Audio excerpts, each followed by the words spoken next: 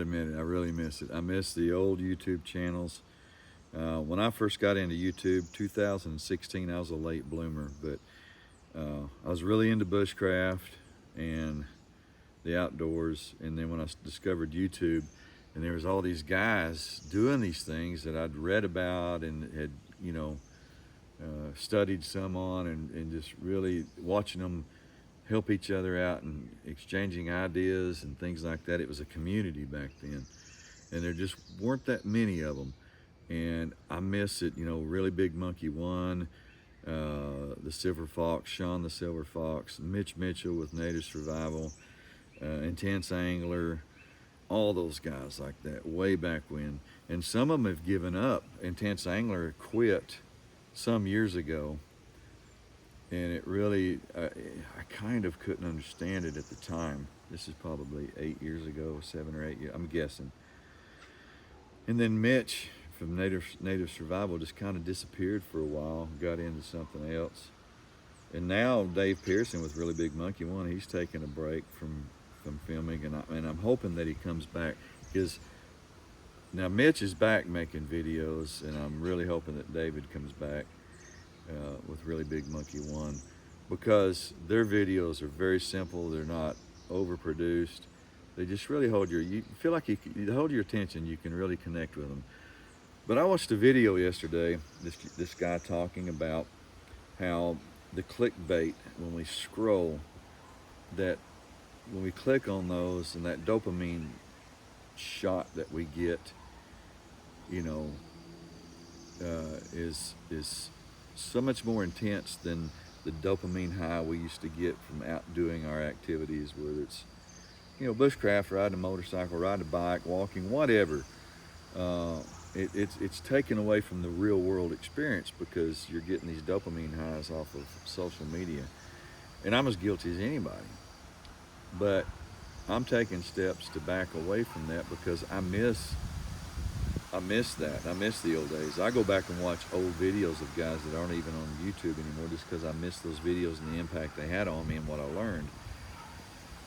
So what we're seeing a lot of these days, and don't get me wrong, there are some fantastic documentary videos made with the drones and all the high quality footage and everything. Really good stuff. Guys put a lot of work into it. The only problem with it is there's a thing in show business called overexposure. So if you have too much of one thing, it starts taking away from the allure of it.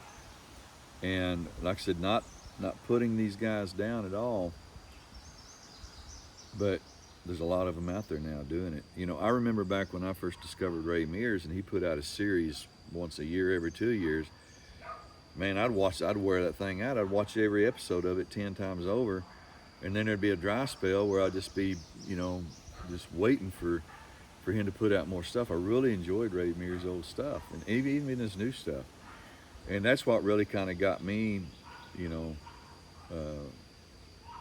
really hooked on the YouTube thing, was remember, oh man, here's some more stuff like Ray Mears.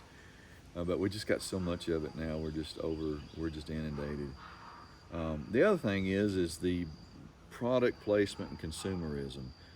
When I first got on Facebook and did my Facebook page, everybody that liked me on Instagram or Facebook were just guys going, hey man, I like your stuff. Here's some of my stuff. Let's talk, And I made a lot of good friends that way.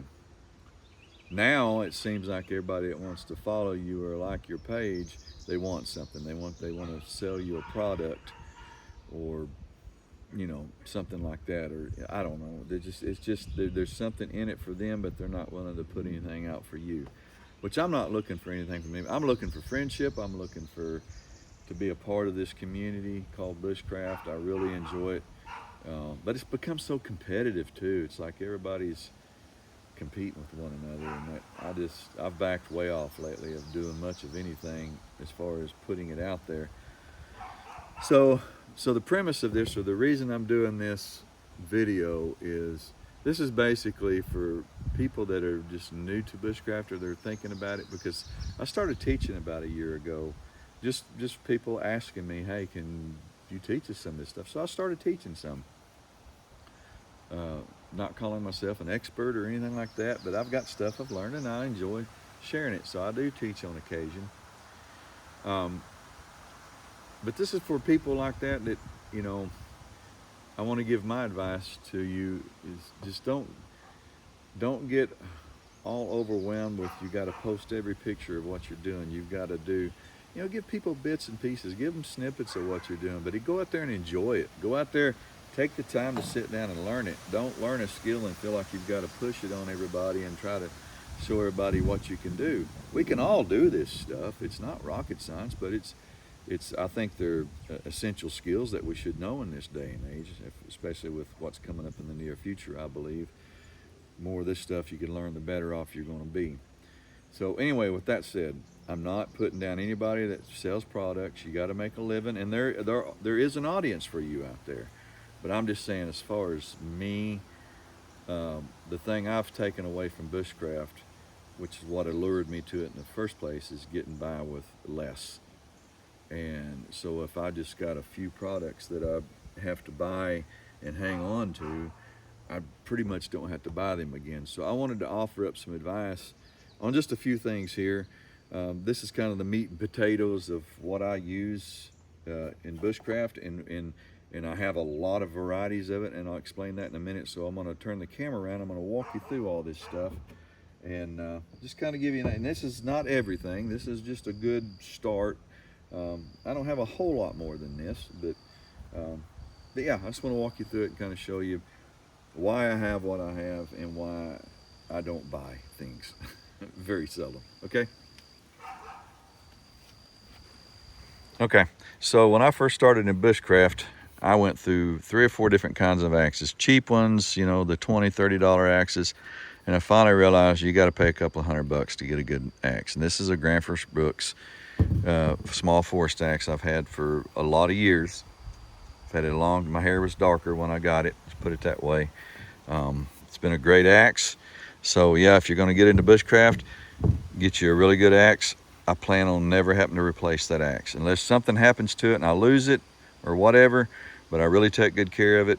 It's a prized possession of mine. My wife bought it for me, so I'll probably never replace that axe. Okay, knives. I've got more knives than this, and I'd say 90% of the knives that I own were gifts, so I don't even have any money in them. This was a gift, and this was a gift. And I bought this at an auction for $25, and then I bought these 3, the companion and these 2 knives over here. With that said, along with, I also have another this is a custom knife my brother had made for me. If you've watched any of my videos, I talk about that knife a lot because it means so much to me. I've also got another custom knife that my foster dad made for me. So again, I'll never have to be a consumer of an axe again unless something happens to it. I'll never have to be a consumer of knife buying. That's why I don't even look at knife ads. There's some nice knives out there, and I'm happy for the guys that are being successful selling them, but I have my knives. I'm done. That's what I'll use from now on. This is my second billy can. The first one was an actual stainless steel canister set that I put a baler on it, and I fashioned out a lid out of an old cookie tin that I cut to this size just a little bit bigger and hammered the edges around where it would snap on.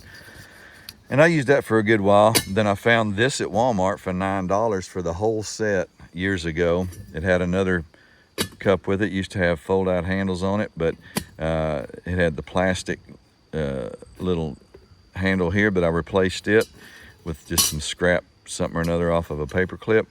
And then I got me a baler off of a 5-gallon bucket and cut it down, and that's been my billy can for many years. I'm a big fan of the Slumberjack satellite tarps. That's my second one in 11, 12 years. I don't know, however long it's been, 11 years. I just keep patching them and reusing them.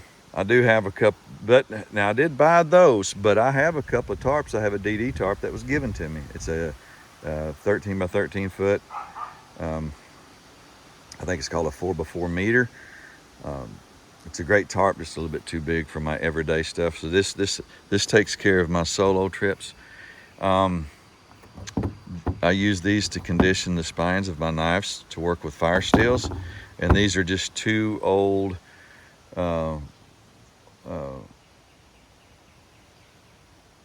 files. I couldn't think of the name.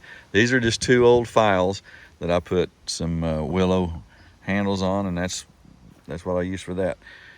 Fire steels. These, I've got them from a robust heavy duty, just to your standard 3/8, down to the light my fires. I've actually got one more of these new in the box. I'll never need to buy another fire steel unless something happens to all of those and they get lost in a storm or burned up or something or whatever. As long as I have those, I'll never have to buy another fire steel.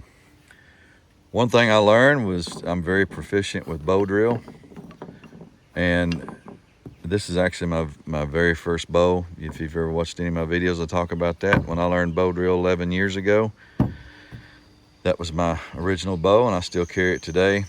This is probably the, I don't know, 300th or 400th set that I've made. I just use fat wood as far as bearing block. There's my willow spindle and a willow hearthboard. Yeah, so renewable. So I'll never have to buy this. It's all around out here in my woods, my local woods. My canoe paddle. So I ventured up to a place called Rabbit Stick about 7 years ago, and a guy named Harry Heath taught me how to make a canoe paddle, and I whipped this thing out pretty quick. I did mess up on the handle, so I cut the T-handle off of an old aluminum paddle and fashioned it on there, and it's sturdy as can be. So that's my favorite canoe paddle. I do have a brand new Bending Branches canoe paddle my wife bought me for my birthday, because this is a 56-inch and I wanted a 60-inch. And so, but this is still, I always epoxy the end of it to kind of protect it against the rocks. This is the main stuff that I, will never have to buy again unless I choose to. And so there you go. That's it. That's the, a one-time investment, and you can have everything you need. And I'd say 90% of the stuff will last you your whole life, and you don't have to be a consumer. And you don't have to keep buying things unless you're a knife collector or you just really dig that. I mean, I guess some people will kind of pressure you to use this kind of knife or use that kind of knife. This little knife right here is just an old homemade knife a buddy of mine back home made, or here at home. And it's not even pretty, but it's a cool knife and it works good. It's a good carbon steel. It throws a good spark. So anyway, yeah. So I can pick and choose. I'll never wear these knives out. I have too many. So, and I do have a condor axe as well. That's not as good as this one, but it's a good backup if I ever need it. So I hope this helps somebody out. Yeah, get off the dopamine kick and get your high outside. If you're into bushcraft, don't get caught up in all of the production and all of the product placement and people pushing you to be a consumer. Put you together a kit as cheaply as possible. Buy used stuff, buy old junk. I bought other billy cans and stuff that I fashioned and gave them away, but just stuff I bought in the thrift store, some old stainless steel pot or something. Or like I said, those canister sets are really good. So don't get caught up in all the hoopla, and go out there and learn bushcraft for what it is and just enjoy being in the woods. And again, this is not a ditz against anybody that makes fancy videos. This isn't a ditz against anybody that sells products. That's not what this is about. This is just about, I'm taking mine back to the basics, and I'll shoot a video every now and again and share some trips with you and things like that. So anyway, you guys be blessed. Go out there and enjoy the woods. Learn some stuff. Learn how to build a fire. Yeah, just be careful. Learn how to do it right. You don't want to burn the world down in wind like this. So anyway, so from me and Journey, we say God bless and see you later.